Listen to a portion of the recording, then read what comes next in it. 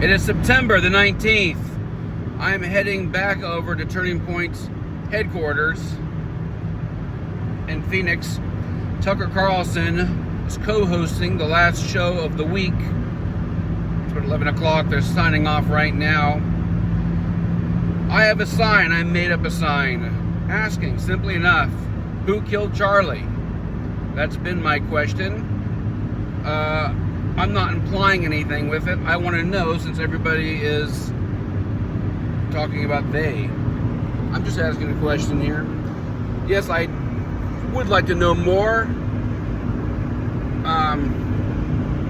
I'd like to know if Charlie Kirk actually did turn down a donation from Benjamin Netanyahu. Just curious about that. I'm not implying a Zionist conspiracy. I'm not saying that Israel killed Charlie Kirk. I just want to know more about this reportage. Simply as that.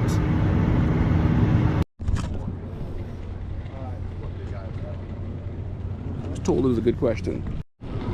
Here's the scene over here at Turning Point's headquarters. Busy. I imagine it's been busy. Do a little walk through here.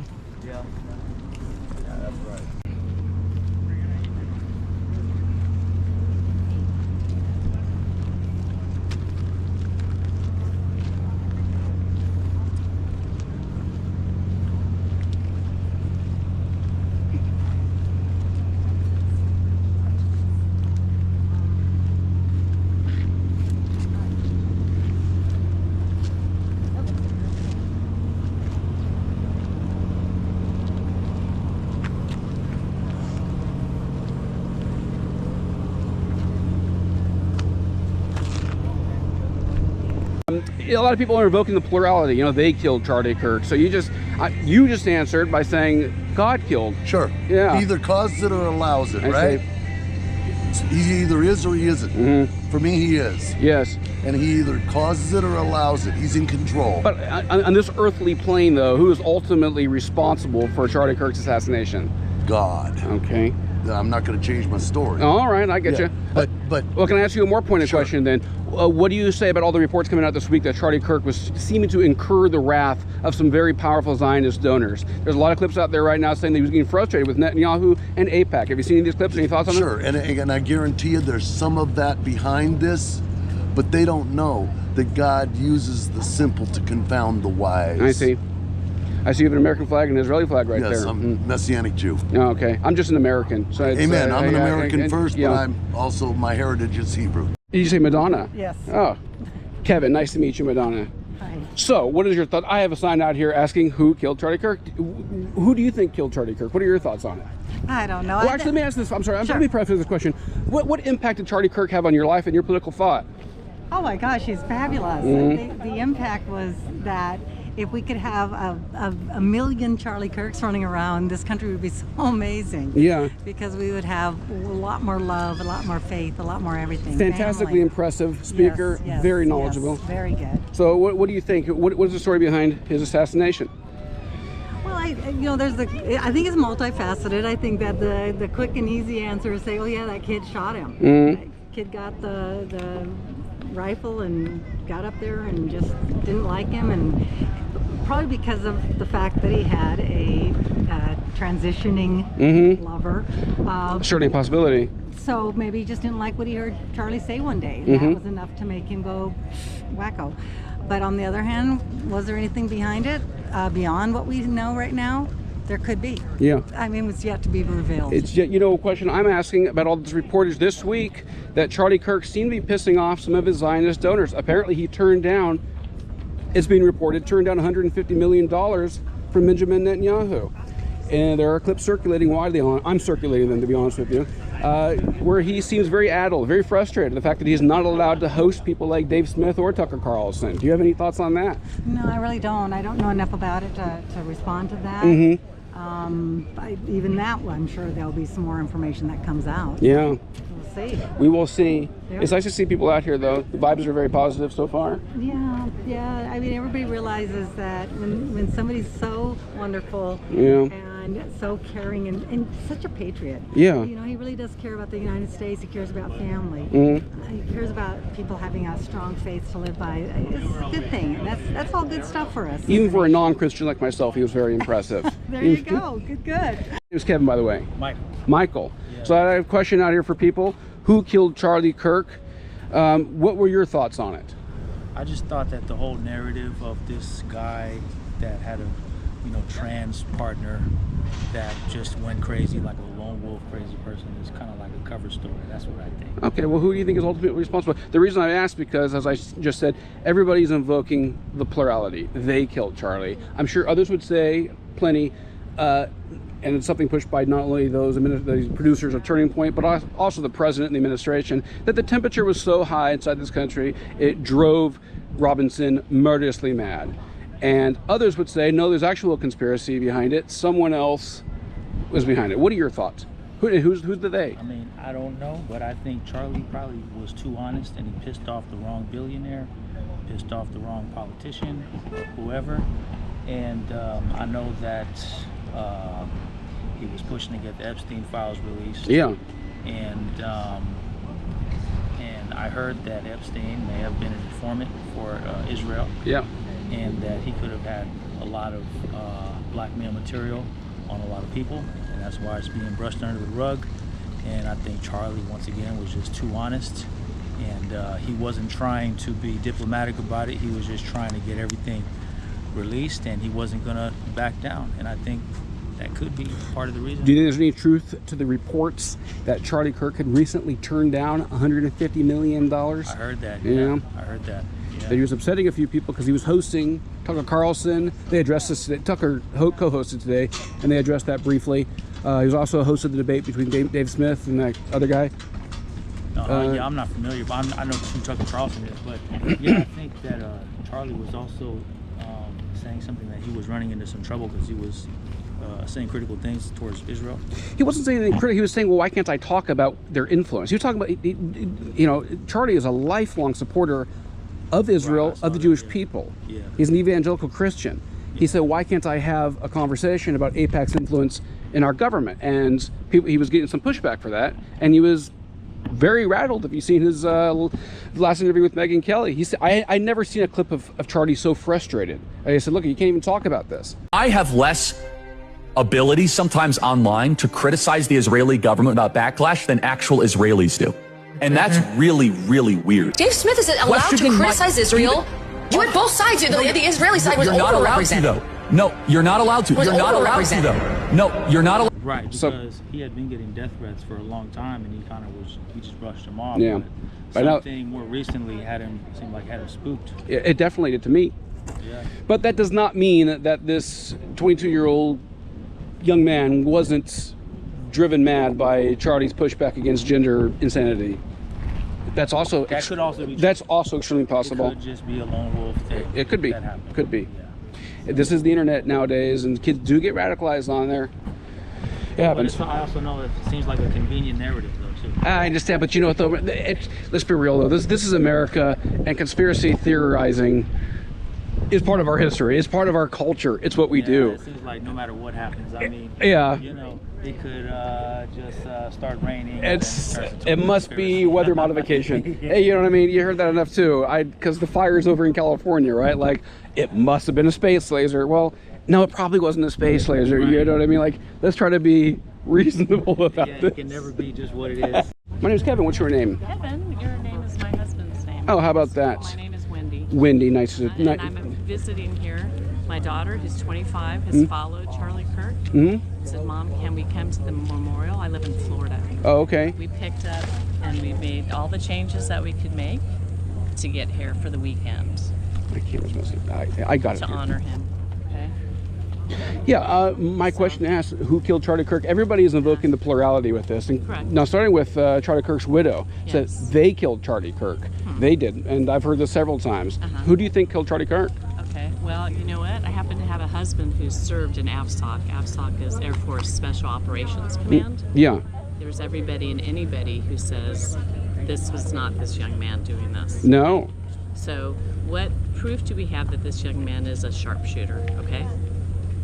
what evidence has been given from us, okay? Well, yeah, it is still early, and I'm not a conspiracy theorist type of person, but I also watched some kind of video that showed from somebody just filming that they were going to post, and looked up at the rooftop, and I saw a black tarped, not hanging over the roof, with 3 pumps like a camel kind of thing over there.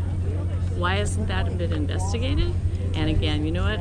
All the things I've been watching now, Candace Owens. Yeah. So I'm looking at what she says, the terminology. We do know what Candace Owens thinks. Okay, yes, we do. But I'm not influenced by anybody. I'm not of that age where you're going to influence me. Right. I'm going to use my own thought. I'm going to look at my own facts.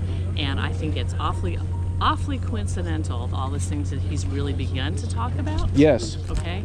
That he should all of a sudden be shot by a 22-year-old, which last night they showed a picture of him over at, where was he at? The Dairy Queen or something or another at a certain time. Looked pretty chill for somebody who just committed a murder. He seemed eerily calm after this. He went home and confessed the whole thing to his transgender lover. Okay, so yes, you know, there's a series of events, and again, and I'm a factually based person. I'm not going by how I feel. I'm looking at the facts, and I'm talking to people who are special ops guys. Okay? Someone else told me this right here too. He's a lifelong hunter. He said there's probably no way he could have shot him from 200 yards away and have it just go right inside of the neck and come right out. He seemed incredulous. Well, yeah, and then again, I don't know this young man's background to know what experience he has in this type of weaponry, but he was so wanting to conceal things, and yet he made so many text comments, which again, I don't have access to, but Candace had the access to, talking about certain things and the lingo that he used as a 20 or 2-year-old, and my daughter said, yeah, he wouldn't have used that. Might be suspicious, but I don't know enough about video games. Apparently, he played a lot of video games. Maybe he picked up some of these terms from the games he was playing. Maybe I know Candace was talking about squad cars. Well, I don't know. Whatever they're saying in video. Vehicle though? Well, I don't know. Who calls a car a vehicle? I do. Oh, do you? My vehicle's parked over there. My car. I've said that many times. How old are you? Well, I just turned 40. Okay, good. I just turned 60 something. Okay. My daughter's 25. She said no, nobody in ever uses. I don't know. That seems like conjecture to me. That's conjecture. That's but the starting point of this whole conversation is, where did he have the training, the wherewithal? Yeah. Who he got the weapon from? Yeah, it was Grandpa's weapon, the scope, all these things. But that one, when she showed him, that picture was him, 100%. Yeah, probably. It was. I know I talked to Jim Mars years ago, who did a big study on the JFK assassination. I spoke to him 10 years ago, and he said the number one piece of incriminating evidence was that Oswald just wasn't that great of a shot. Right. And so, looking now, it's a good question to ask. Where did he get this training from? Right. I'm not saying he didn't, but did he go out into the woods over there in Utah and practice? I don't know. I mean, have you seen any evidence like this? That's how did it come across so quickly that he was the one that did it? Yeah. From photos, and again, the images of this young man walking down the street, that could be, with the college students, that could be one of 10,000 young men. Okay? Yeah, the shirt thing, and that's the other part. The shirt change, he had the burgundy shirt on with the long pants. So he didn't change his complete outfit. Yes. He changed his shirt, and so, but I'm what do you from my background with husband, and like I said, they zoomed in, from somebody's video, they zoomed in on a rooftop. There were 3 spots over there. Yeah. How he was able to get up on top, I mean, it seems like really lax security, especially post-Trump attempted assassination. Yes. It seemed weird to me. Anybody that's owned any kind of commercial property should know how easy it is for a individual, a 22-year-old, to access the roof. Yeah. Gee, interesting. That is weird for sure. Yeah. But what do you think about Candace's other point, though? Actually, not just her point, but I mean the reportage being done by Max Blumenthal in his gray zone, saying that Charlie Kirk seemed to have pissed off a few of his very big Zionist donors, namely, maybe perhaps that he turned down $150 million from Netanyahu. Any thoughts on that? That's weird to me. I'm not implying a Zionist conspiracy. I'm just wondering. So where did Charlie Kirk, and what was Charlie Kirk's primary mission when he started this 13 years ago? It was Christian-based. That's all it was, is about talking to the Christians, opening up the dialogue about faith. That's where he started, okay? As time went on, and he grew support, he grew awareness in every age group and community, and how many millions of followers around the world, okay? Then politics came into play. Who approached him? I'm guessing he was approached. I don't guess he approached, but he's a conservative, okay? Yeah. So he aligned his values supposedly then with what party? The Republican Party, okay? But it's these last few years that in looking at him, he seemed more stressed out. Oh, definitely. And you know what? I'm actually part of RPOF, which is Republican Party of Florida, okay?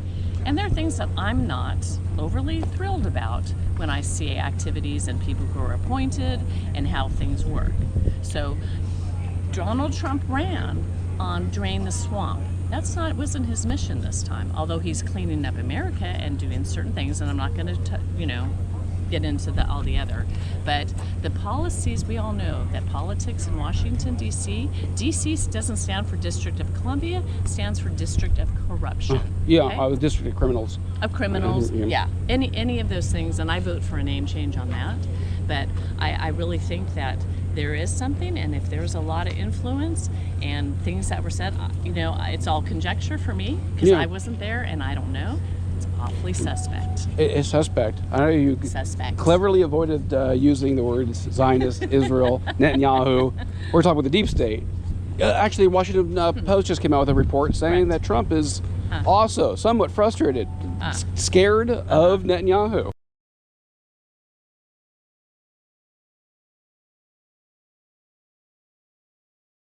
Yeah. I don't know if you saw that report.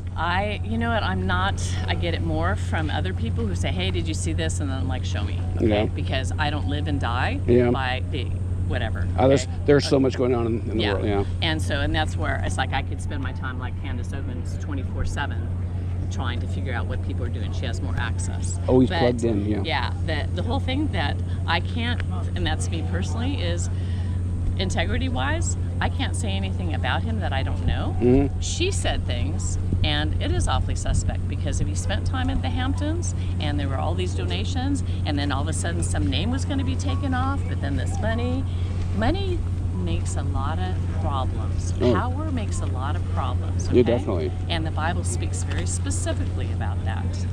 Okay? And Charlie held by his values, and that's why you've got the people that you've got here that respect him as a young man. 31 years old, he's got more in his pinky than all the other. Yeah, I was listening to the tail end of Tucker Carlson. He hosted today, co-hosted, and he was remember a time when he ran into a pine tree as a kid, and the pine tree did not move, and he said that was Charlie Kirk. He said no matter how much you hit him, he did not move. That's right. Yeah, and I respect that. And I think where I was at with 31 years old, it makes me shameful. He was a young man of too. Of my life and how well he treated he is a role model, not in politics, but he's also a role model more for men, period. As a father, as a Christian, just everything. And I'm not saying he's perfect, because we know that nobody's perfect except for one person. Jesus. I admire him even as a non-Christian, proud secularist myself. He was a very impressive man. Yeah. Well, he lived the life that he spoke about. His actions spoke for how he lived, okay? And so there was no way to blackmail him like they do and everything else, right? There's no blackmailing him. So what was the alternative? Yeah, right. That was interesting. Yeah, right? I think you're right. You're right, because that's what the co-hosts told Tucker today. They said, look, there was pressure to get you off, and they said, well, Charlie wasn't going to bend on that. He was still going to have you. And they know. Yeah. You had a special place in Charlie's heart, and I just want to address one thing before we go here. We've got like two and a half minutes left. That there was pressure put on Charlie, about you appearing at Turning Point. Oh, you think? And he's such a Scot about it, so he's just they're putting pressure on me, so I've got to double down. Yeah, he was like, some of the funny text messages that we found since then. He goes, "Oh, they don't want me to have Tucker. Oh, maybe I'll have him speak twice." And and he just he loved sent those you. to me. Yeah, he just loved you, and there was, and it was the hardest thing to explain to people that maybe didn't like your views on foreign policy or whatever. Didn't like my views on foreign policy. I'm trying to be diplomatic here, Tucker. I thought I should embrace it. put in Embrace prison. it. Yeah, embrace it. Embrace it. But I just, Charlie. This was the hardest thing to explain is that, like, guys, you don't understand. Like, Charlie's mission is 3 steps down. He's keeping a coalition together. He's keeping friends together. He's keeping networks together. He's a statesman, and he's not going to knee jerk and be morally blackmailed by anybody. And if you and it's just like that's how it deals. It's just like, hey, you know what? If you're not going to be corrupted, you're not going to be. And the other coincidence is like you're talking about Netanyahu and all those guys. Well, what about the Epstein file? Supposedly that was supposed to be at the forefront. He's been talking about that one as well. Yeah. Why haven't they put out? Oh, all of a sudden now there's nothing that's going on. There was nothing that he was doing wrong. So you know what? It's got a lot of Republicans, a lot of his base is pissed off at Trump for this. Yeah. Look, I voted for Trump in 2016. I did not vote for him in 2020, and I did not vote for him in 2024. Father of the lockdowns, father of the vaccine. Never apologized for it, not one time. Right. Okay, and just to be completely fair, Charlie Kirk never really pressed Trump on that either, at least not in public. Yeah. So, well, again, you know what? The thing is, remember, he's not a politician. I know, but he's got influence, though. But he does, but he didn't, I think, want to get into all that stuff, okay? I think. And that's me. I wasn't there. I know. It's not particularly brave to go after just Fauci. I mean, Fauci's one person. He's one cog in the machine. So let me ask you, though. Did you drink the Kool-Aid and get a vaccine? I didn't get a vaccine, no. Yeah. Why? Why? Well, the reason was because I felt that wasn't good enough. No, because I didn't trust the testing, to be real with you. I mean, I didn't trust it. My husband was forced to, being in federal government and doing that. He was forced to. You know what kind of health issues my husband has had? Really? And do you know? Tell me. Doesn't the RDA? Oh, he's had all kinds of pneumonia-ish kind of conditions. I know people that have had lung and blood clots and heart issues. Perfectly healthy. My brother running marathons and stuff. So how come all of a sudden those guys? How come the FDA? What is it? FDA? Yeah, FDA. How come FDA requires how many years to get any kind of medicines on the market? And all of a sudden we've got a COVID shot. It was quick. It was quick. Yeah. Pharmaceutical companies. Let's look into that. Well, who oversaw it? I mean, Trump is at long last. Trump is saying, "Well, let's get to the bottom of it." Well, maybe too little, too late, dude. Sorry. Hey, Wendy, I enjoyed talking to you.